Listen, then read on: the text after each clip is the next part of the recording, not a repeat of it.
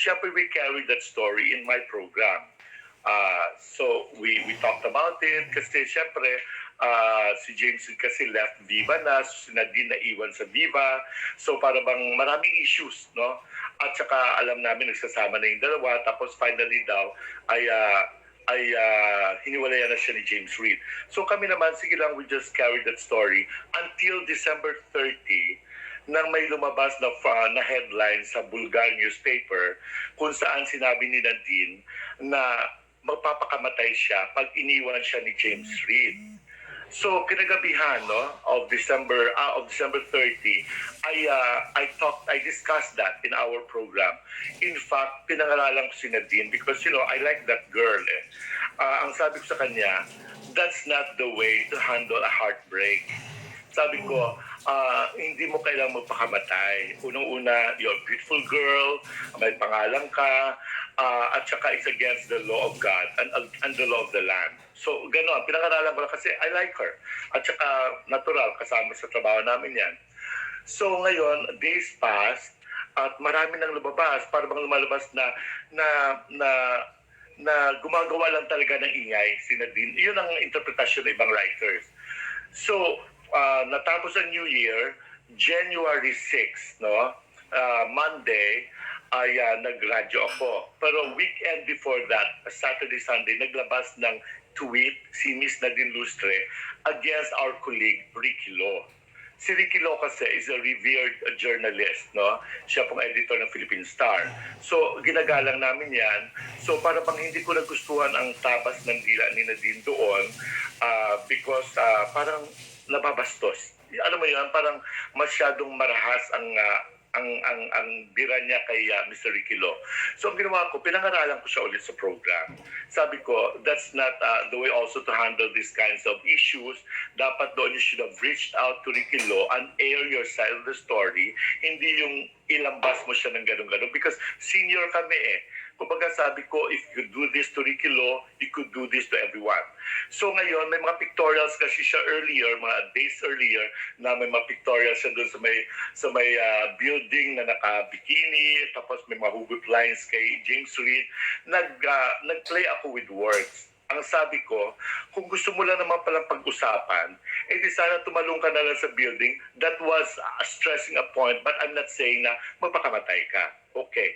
2 days after, I received a call from my station manager, si Miss Mara Capuyan sa DZMM. At ang sabi niya sa akin, tumawag doon sa kanya si Miss Jing Reyes, ang aming head sa Integrated Current News and Current Affairs Department ng ABS, who was abroad then, na galit because tinado siya ng mga fans na I was promoting suicide, which is not true. Okay, ipapalagay natin na medyo mali ang pagkasabi ko. I have to admit na sabi ko, okay, I also felt sorry for that. Sinabi nila, inutusan nila ako to apologize. Okay? To apologize to Nadine Lustre at i-carry nila sa 4 o'clock na news ng DZMM Teleradyo. That day, that was January 8. Ako naman, I willingly issued a public apology. At yun nga, in-air nga ng DZMM at other news programs. The day after, tinawagan na ulit ako ng aking station manager na burahin ko yung post ko sa Facebook na pinangangaralan ko si Miss Nadine na huwag siyang ganun kay Ricky Lo. Kumbaga, yung ganung tipo, but that's nothing to do with DZMM. Pinatawag niya ako ng meeting ng January 10, Friday, the next day at 2 p.m. Kasi ang sabi lang sa akin, pinagawa ko ng public apology to appease daw the fans. Kasi alam mo naman sila, takot yata sila sa mga fans So, Friday came, pumunta ako sa office, nagkwentuhan kami ni Miss Mara Capuyan, and after that, she handed me a letter, this letter, for me to sign. Sabi ko, ano po yan? It's a indefinite suspension letter with no pay. Sabi ko, talaga? So parang pinapunta mo ako rito para to sign this? Tapos ang ginawa, tinignan ko, may nakita ako rito kasi isang line na parang hindi ko maintindihan kasi parang bang threatening na sa aking work because I've worked for you for 17 years tapos may ganitong eksena. Sabi ko, ano ito?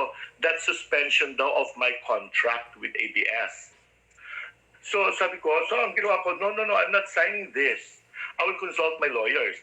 That's why naghintay ako ng mga 2 months at kasama ko ang aking legal counsel, si Atty. Ferdito Pasio, na pumunta sa DOLE to file a formal complaint sa DOLE because it's work-related. Kasi syempre, I don't understand. You didn't even give me warnings for this particular offense na sinasabi ninyo. Puro lang ethics committee ang sinasangkalan nyo sa akin. Kaya nalulungkot ako. Kasi sabi ko, syempre I feared also for my work. Kasi syempre, alam mo yun, you send children to school, you feed people, you are the breadwinner, tapos you lose a job, indefinite suspension. Kaya sabi ko, I felt so sad. It's really a painful journey on my part. Katulad din ng ibang mga kasama natin sa Abs-Cbn. Pero sabi ko, nalulungkot ako lalo every time I would hear Sir Carlo Katigbak saying that they are concerned about the people who will lose jobs. Kasi kawawa naman to sila, walang makain. But how about us? Diba? Paano kami? Naisip nyo rin ba kami? Diba? Napaka-harsh ng inyong desisyon.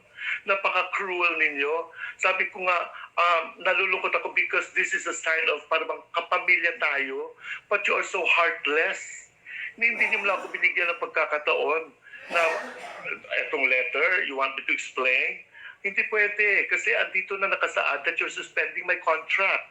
You all have the right. Kaya yun ang sabi ko. Sabi ko nga, I may not go back to you anymore, but I will fight for this also kasi hindi rin siguro biro that I've worked for you for more than 17 years. Tapos gaganituhin nyo lang din ako at gano'n na isa iglap. Diba? Kapag hindi nyo kaalyado, diba? Parang kapag hindi kaalyado, you're out. Ganun kayo sa loob eh. Kaya nalulungkot ako. But sabi ko nga, I am for the no to shut down. But yung mga tao sana sa loob who really throw the weights around, I hope you also learn your lessons. Yun lang po. I just wanted to make it quick kasi alam ko wala na kayong mga oras. Salamat sa pagbibigay sa akin ng pagkakataon para masabi kong aking kwento. Pero di ba, 17 years is not a joke also for me. Tapos all of a sudden, I lose a job. Indefinite suspension, pero wala namang balita eh. That's tantamount to termination of my contract. Malinaw naman yun eh. Mga palusot lang yan eh. Nakakalungkot. I hope you walk your talk. Yung making use of the 11,000 plus employees as human shields. Pero ang totoo niyan, hindi naman totoo talagang puso kayo eh. It's just dramatizing everything. Kaya nalulungkot ako. Maraming salamat po sa inyong lahat at napakinggan nyo rin ang side ko. Maraming salamat po, Mr. Jobert. At ngayon po, ibinabalik ko na kay Vice Chairman Mike Defensor.